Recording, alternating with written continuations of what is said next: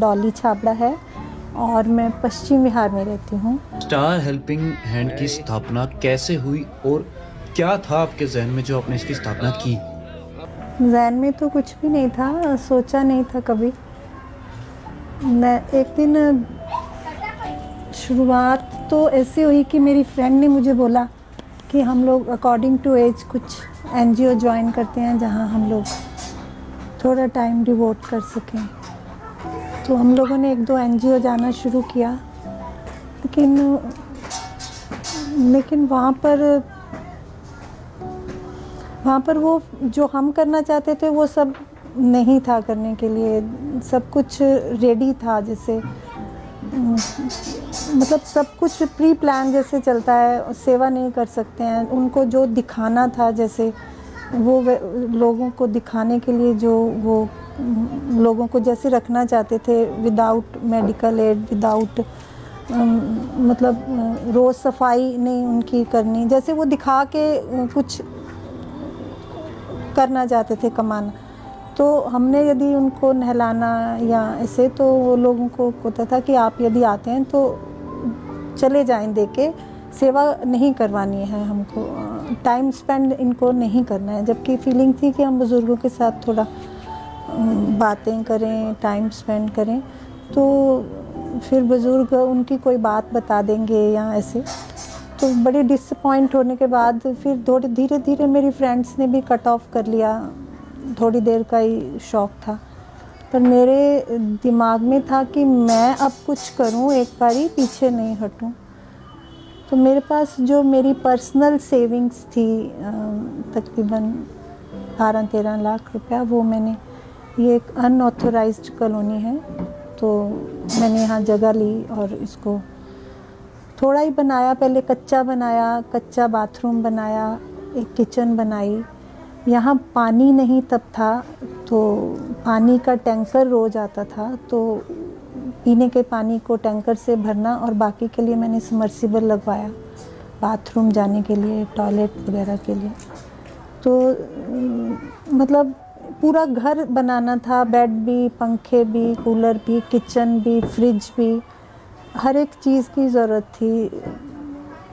उस वक्त तो हो गया, मुझे नहीं पता कैसे हुआ, पर परमात्मा ने साथ दिया। धीरे धीरे अब मैंने इसको पक्का करवा लिया है, सीमेंटेड है, टाइल्स लगवा ली हैं। ऊपर भी थोड़ी कंस्ट्रक्शन की, नीचे फुल होने के बाद अब ऊपर लोगों को रखना है, तो थोड़ी सी बाथरूम और उनके बेड के लिए थोड़ा सा 4-5 बेड के लिए जगह जैसे हम लोग बनाने की कोशिश कर रहे हैं। लेकिन सबसे बड़ी दिक्कत ये है कि ये ऑथोराइज्ड नहीं है, और अभी तक जो ये चल रहा है विदाउट फंडिंग चल रहा है। जो सर्कल है माउथ पब्लिसिटी, जैसे आपने या मेरी फ्रेंड ने किसी को बताया कि वहाँ अच्छा काम कर रहे हैं, कोई कपड़े दे गया, कोई दाल दे गया, कोई खाने पीने का सामान, फ्रूट दे गया, लेकिन इतना फंड्स नहीं है कि मैं अब अकेले इसको आगे चला सकूं। तो मुझे और हेल्पिंग हैंड्स की ज़रूरत पड़ेगी। मैं जानना चाहूँगा कि आप क्या करते हो। उसके बाद मैं आपसे जानना चाहता हूँ कि आपकी मम्मा का ये काम, ये संस्था जो आपकी मम्मा ने खोली है, इसके बारे में आप क्या कहना चाहती हो?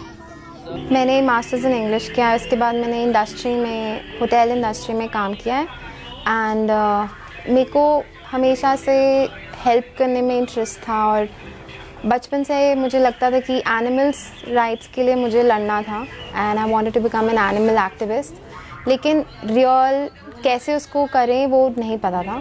फिर इवेंचुअली मॉम का थोड़ा फीलिंग्स उठी इस सब चीज़ों में, तो उन्होंने धीरे धीरे करके काम शुरू किया इसको लेके। एंड स्टार्टिंग में तो बहुत डिफ़िकल्ट था, बिकॉज़ हम दोनों ही थे, कुछ था नहीं ज़्यादा, इनकम भी जो थी हमारे पास जेन्युइनली उसी को यूज़ करते थे।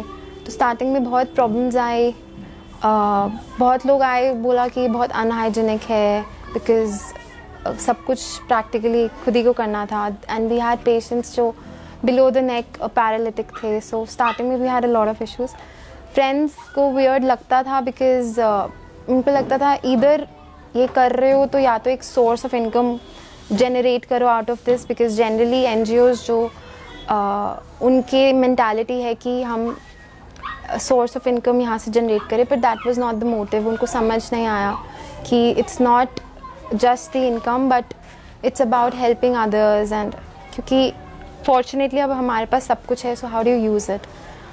तो फ्रेंड्स को कभी कभी नहीं समझ आता था, बट इवेंचुअली मॉम की इतनी ज़्यादा स्ट्रगल रही और थिंग्स अपने आप होने लग गई जो हमने एक्सपेक्ट नहीं किया था, और 1 से 2 से 3 से हमारे इतने सारे लोग जुड़ते चले गए। So it was quite a journey. Manoj ji, इन सबका यहाँ तक आना, इनका खुद का घर इन सब से छिनना, गलती किसकी है और आप क्या कहना चाहेंगे लोगों से? सर, लोगों से तो वही बात मेन आ जाती है ना कि हम लोगों की एल्डर्स की भी और हम बच्चों की, हम दोनों की तरफ से ही गलतियाँ होती हैं, क्योंकि हमारी सोसाइटी ही ऐसी है। सोसाइटी में क्या है कि अब ये जब बड़े हो जाते हैं तो ये चाहते हैं कि बच्चे हमारी बात माने, और बच्चे आज की डेट में ऐसे हो जाते हैं कि वो जो फ्रीडम जहाँ वो चाहते हैं कि पेरेंट्स समय ना करें, लेकिन दोनों तरफ से वो प्रॉब्लम्स क्रिएट होती है। लेकिन बच्चों को भी समझना चाहिए और पेरेंट्स को भी समझना चाहिए, ताकि ये सिचुएशन पैदा ही ना हो कि या उनकी वजह से या इनकी वजह से ये लोग ऐसे हो जाएं कि इन्हें या तो ओल्ड एज में जाना पड़े या हॉस्पिटल में जाना पड़े, या ऐसी कंडीशन में सड़कों या गलियों या कहीं चौराहों पे अपने आप को मतलब शरीर छोड़ना, अपना कुछ भी कह सकते हैं, ऐसी पोजीशन आए ही ना। वो हम सोसाइटी के हम सब तरह के लोगों को ही समझना पड़ेगा, कि ये नहीं कि एक ही आदमी समझेगा तो एक तरफ से ही लोग समझेंगे तो होगा। ये सबको समझना पड़ेगा कि ऐसी नौबत आए ही ना कि इन लोगों को ऐसी पोजीशन में पहुंचना पड़े कि ऐसी हालात हो जाए इनकी।